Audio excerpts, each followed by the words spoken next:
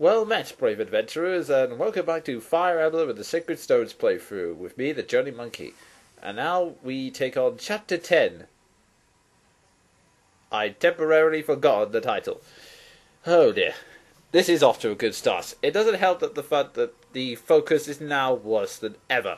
Although, don't worry, thanks to the magical powers of editing and turning the camera off and starting again, you will eventually see a great improvement, so stay with it. The quality will get better in about 30 seconds time. So yes, we're now off to the mysterious forest, which will slowly lead to Seraphim, which is the border town between Gardo and Renee's, and is another step on Erika's suicidal journey to go after her douche of a brother. Okay, I'll stop calling him a douche. Seriously, it's just too easy. Anyway, basically, there apparently are ancient horrors lurking in the trees. Ooh, scary. And there we go, there's the title, Ancient Horrors. Simplistic name.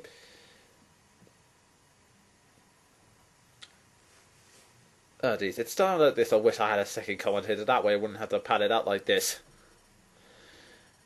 Anyway, here's Seth explaining once again what has already been said in the context, already been said in the introduction. If we can cross the border without mishap. Oh, look over there. This is why you should never say as long as nothing comes towards us, because sod's law, it will always come towards you. It's like whenever anyone in films goes, well, that was easy. It nearly always gets harder the instant you say it. Well, anyways, these are two characters who are introduced to this map. On the right, Arta, and on the left, Lute. I wish I could say these are the characters I like in this game, but sadly they're not.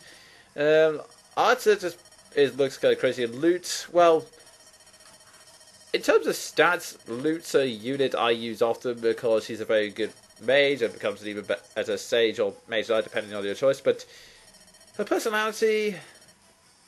Duh, I'm a prodigy, I know, will see everything I hear. Yeah, when she's constantly making statements like that, and you just want to punch her, frankly. It's just... Oh my god. I don't mind characters being intelligent, but to be intelligent and that bloody arrogant, I mean, oh god. Has he told me times magic of her? Yes, I could have studied sword, but magic is more worthy of me. Oh my good god. Yeah, these are the first two magic uses as you learn, and there are three magic types, as it said in the tutorial screen. Dark magic, light magic, which Arta uses, because he's a monk and everything, and anima magic, which is elemental magic. Although strangely enough, I don't know why they decided to name it anima magic, because I actually did some research, and the word anima, it doesn't really have a lot to do with elemental magic. I mean, in some cultures it means soul. It's sort of, I think it's Tegan philosophy. I forget what exact term it is, but there's a philosophy that the anima is in fact the suppressed female characteristics of a male or something like that. So it's actually quite complex. So yeah, it is pretty darn confusing. But anyways, this is a guy named Arta, is a monk who's apparently was being sent to chase after these, well, monsters. Yeah, because one guy is really going to be able to destroy all the monsters in the world by himself. And the fact that he basically tries to tell the group to go away, but frankly, all of these guys together can barely scrape through it. I doubt he can do it by himself, the overconfident little... I guess he wouldn't be that overconfident since he's a monk or anything, but... Anyways, back to the game...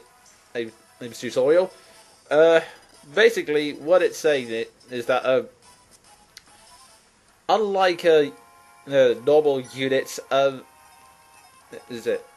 magic users can basically bypass defense and just cause more damage on other units. However, their magic attacks are blocked by resistance, and everyone well, units like Pegasus Knights have high resistance to magic, hence why I love using them.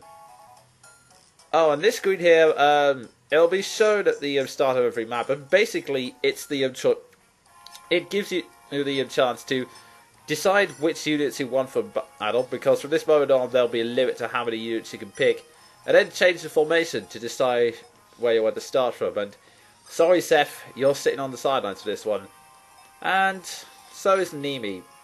Now, some of you may be saying, "But Jonin, why don't you use Nimi? She's a great unit," and I'm sure that she can become a great unit. I mean, practically everyone in this game can, but to be honest, I've never used archers, no matter how good they are, just because I just really don't like them. I mean, it's a pain in the ass that they can't attack at closer range. I just find it really annoying having to use them like that. Although, strangely enough, I liked using nomads in FE7 and FE6. Weird, huh?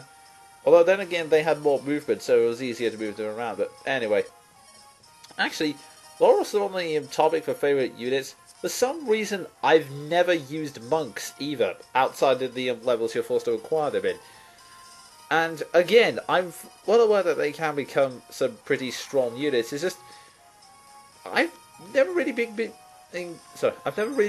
fans of them for some reason. I mean, they're useful against dark magic, but I don't know. It's just one of my weird personal traits. I can never understand it. Anyway, Garcia has completely failed to take out that Revenant. That it's kind of pathetic. And for those of you wondering what a Revenant is, it's a zombie, basically. For some reason, this game decided that it couldn't just come out and say that's a zombie, so they decided to call them Revenants. And from what I've read, the Japanese version literally just called them zombies and mummies, which is the promoted form of a zombie. Don't ask. Basically, a mummy is just a recolor of this, which was pretty lazy. In fact, whilst we're on the whole subject of monsters, I found their whole inclusion to be pretty darn lazy. I mean, granted, they try something new than the whole generic armies trying to conquer us all, which is nice touch and everything, but come on. Monsters? Really? It's like the most generic villain you can think of, and they're clearly not going to have any more character depth other than, oh, it looks scary, I'm a zombie, brains. It's just, ugh. Anyways.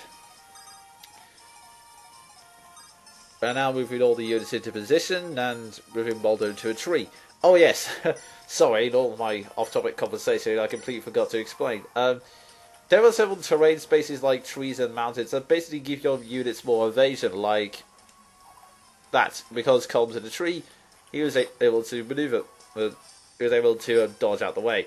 Although, given that the monster attack animation implies that the Revenants move incredibly slowly, it's kind of surprising that anyone wouldn't dodge it. Except for Ross, he's pathetic. Come on, Ross. He's moving at a snail's pace. How could you not dodge that? He gives you like a full second to take notice of the fact his arm's raised. See, even Erika can dodge it, for goodness sake. Ugh. And Garcia said Ross could handle himself. The Skeleton Warriors, however, yeah, they're a pain because they can actually, they're a lot faster and can use weapons. And that's the end of this part. Join me next time when hopefully things will be more interesting. See ya.